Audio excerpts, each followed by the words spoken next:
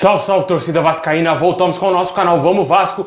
Pessoal, hoje é dia de Vascão. Vasco entra em campo pela Sul-Americana contra o Defensa e Justiça. Vamos trazer a provável escalação do Vasco para esse jogo, né? Voltas de jogadores e também um jogador que estava desfalcado vai para essa partida e poderá já ser titular do Vasco, hein? Bom, também vamos falar aí da situação das novas eleições do Vasco. O Alexandre Campelo finalmente decidiu o lado que ele está e deseja marcar uma nova eleição no clube, cara. É uma piada esse nosso presidente. Vamos falar aí também da situação do Martim Benítez, que segue toda indefinida. Ninguém do Vasco dá as caras para saber se vão comprar o jogador ou não. Bom, meus amigos, já peço para você deixar o seu like, se inscrever aí no canal para fortalecer, ativa o sininho das notificações para você não perder nada, porque aqui a gente posta vídeo todo dia. Vamos aí em busca de 130 mil inscritos. Compartilha com seus amigos, se inscreve aí para dar essa força.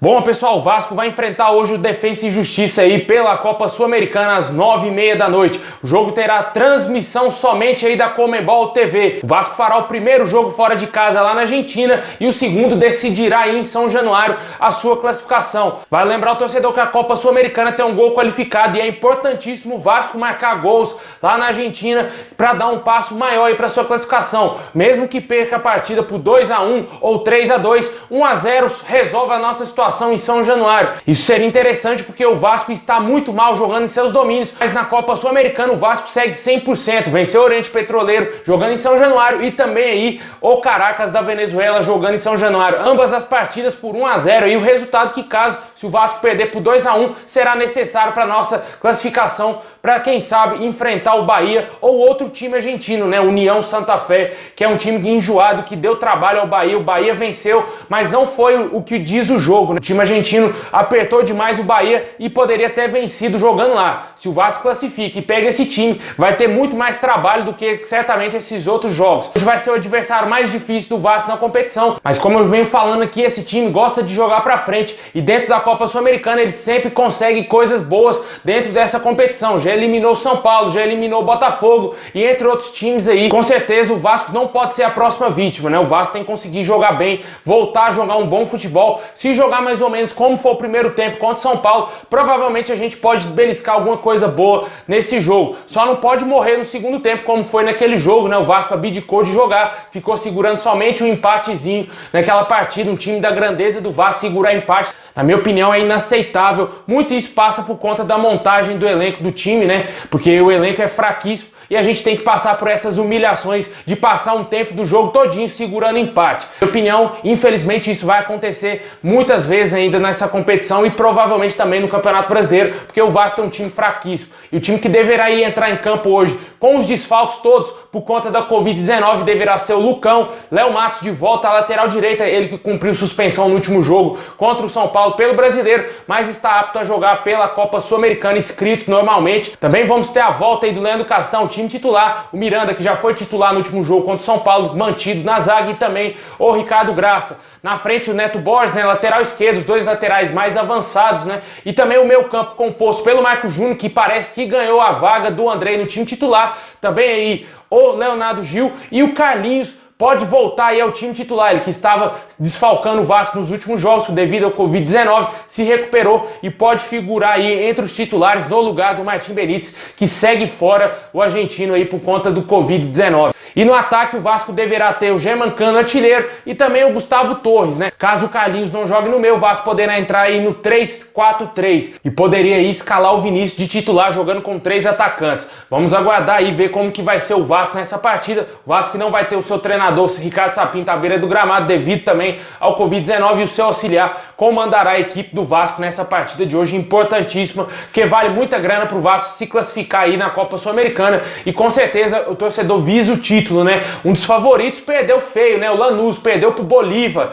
Meus amigos, é uma competição muito traiçoeira. A gente não pode acreditar sempre que é favorito nesses jogos devido aí à competição, porque hoje tudo se igualou, né? Os times não são bobos mais como era antigamente, né? Times da Bolívia, times da Venezuela impondo grandes dificuldades aí ao Vasco e também outros times, como a gente viu nessa sequência. O Vasco teve muitas dificuldades para se classificar contra o Oriente Petroleiro e também aí contra o Caracas. E agora vai enfrentar um time muito pequeno da Argentina, mas que sabe jogar bola, e o Vasco vai ter muitos problemas aí, esse time que é treinado pelo Crespo.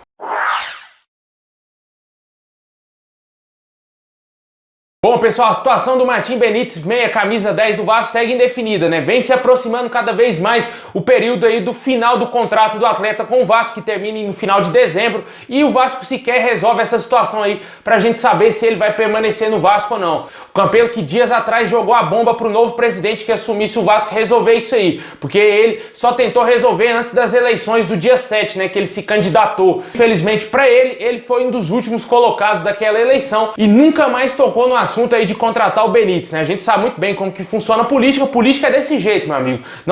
Você não tem como confiar em ninguém. É bem complicado essa situação. A gente só vai saber se o Martim Benítez vai permanecer no Vasco ou não assim que resolver essas eleições aí do Vasco. Infelizmente o Vasco se juntou aí ao Mussa e também aí ao Jorge Salgado querendo uma nova eleição. Fez um novo pedido à Justiça para anulação das eleições do dia 7, também das eleições do dia 14 e uma nova eleição que deverá acontecer no dia 12 de dezembro.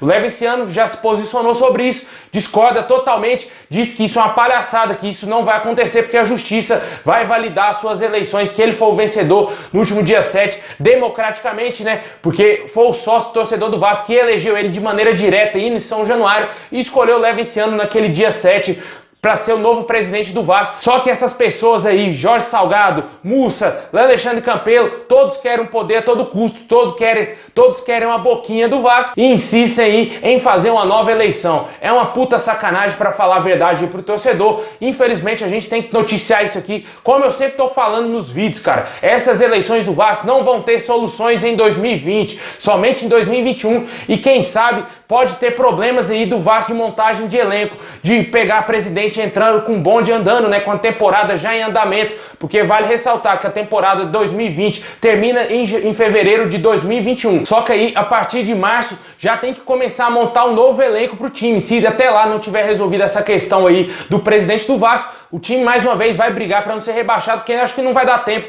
de montar um elenco decente para fazer uma pré-temporada e o técnico escolher também as peças que vão vir jogar com a camisa do Vasco, porque infelizmente não vamos ter presidente, não vamos ter comando e vai ficar bem complicada a situação do Vasco aí. Eu temo bastante por culpa dessas eleições do Vasco, porque eu já tô cansado de ver essa palhaçada no nosso clube. A gente vê isso todos os anos essa merda de eleição termina em justiça, cara. Não aguento mais. O Botafogo, time minúsculo, fez eleição, ninguém teve problema nenhum, o presidente já foi eleito, cara, e não teve problema nenhum, e só no Vasco que tem essa porcaria de problema de eleição, velho. De saco cheio, velho, de saco cheio disso aí. Eu acredito que você aí em casa também já não aguenta mais ouvir falar de eleições do Vasco. A gente fica pé da vida porque o Vasco tá na zona do rebaixamento, a um passo de voltar pra segunda divisão, e os caras estão brigando pro poder do clube. Por que essa porcaria não cede, cara? Não entende que o Vasco precisa de solução rápido. O Vasco precisa de ser solucionado. O Vasco precisa resolver a sua vida no presente para voltar a jogar bola e voltar a conquistar títulos.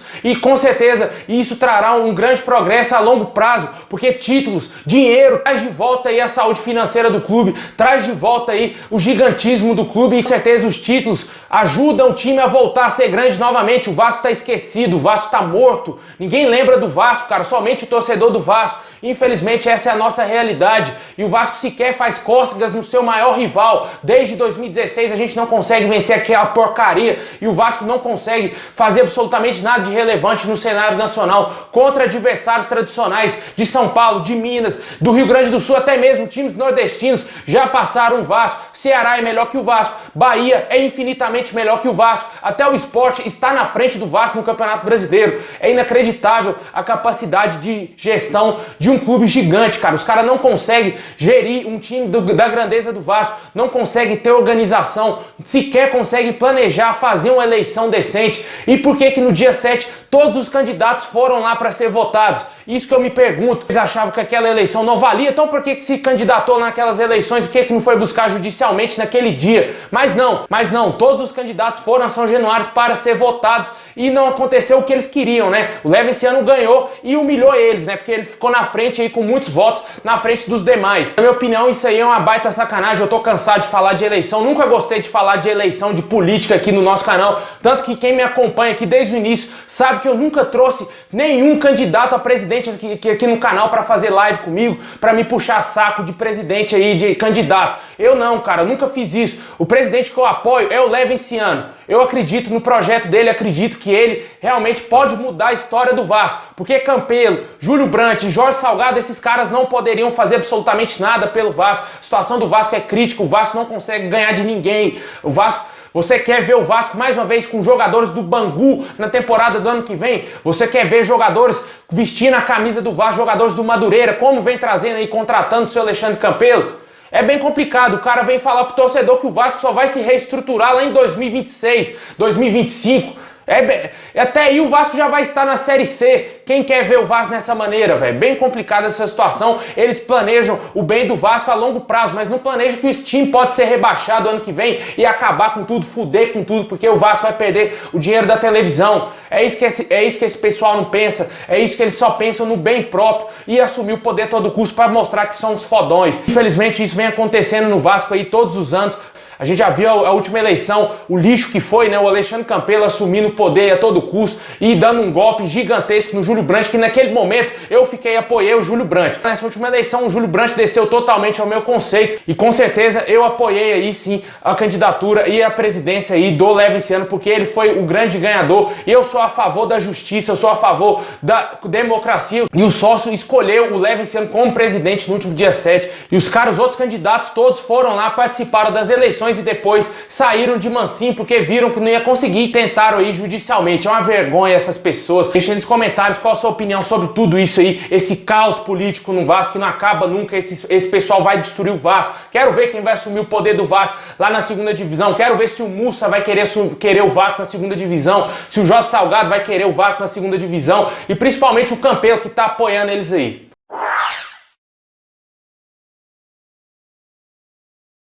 Bom, pessoal, é isso aí. Muito obrigado a todos vocês. Deixa o like, se inscreve no canal para fortalecer e ativa aqui o sininho e comenta aí qual o seu palpite para o jogo de hoje contra o Defensa e Justiça. Lembrando que vai ter pós-jogo aqui no nosso canal e também o pré-jogo antes da partida. Se tiver alguma alteração, a gente vai trazer aqui no nosso canal. É isso aí, pessoal. Forte abraço, saudações vascaínas a todos e tamo junto.